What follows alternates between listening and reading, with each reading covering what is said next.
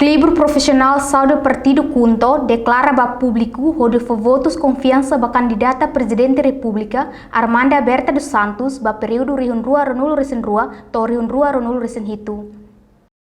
Declaração para público onde foi votos confiança para candidata a presidente da República Armanda Berta dos Santos para período Rihun Rua Ronul Resen Rua to Rihun Rua Ronul Resen Hitu foi sexta-feira semana Loron Ronul Resen 5 bulan fevereiro tinang Rihun Rua Ronul Resen Rua e salão Esperança Elem Loidili. Porta-voz Celina Araújo da Costa hateteng razão Clube profissional saúde Partido Junto foi apoio máximo para candidatura senhora Armanda Berta dos Santos para presidente da República período Rihun Rua Ronul Resen Rua to Rihun Rua Ronul Resen Hitu tambahan sanfeto ida nebe brani atau liberta povo Timor-Leste ho esperança serviço durante tinambarak. Nia dehang Armanda Berta dos Santos ane sanfeto clandestina nebe luta ba independência. Amin Clube profissional saúde Partido Junto hamuto o amin yang família toma o apoio máximo para candidatura Doutora Armanda Berta dos Santos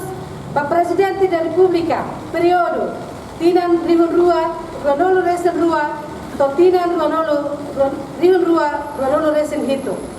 O razão Mana Berta hanesan feto ida nebe brani atu liberta povo noven Timor-Leste o experiência serviço nebe durante ne ala ona. Mana Berta hanesan feto clandestina ida nebe luta para independência Timor-Leste dia. Incluindo ia organização clandestina Fitun, hamuto o membro Siracelo ia Timor-Leste. Hanesan mos autor nebe hamrik o de luta no for de contribuição real Bahukun rasikan ia Timor-Leste nia. No hanesan visi OMPT, organização Fitunia.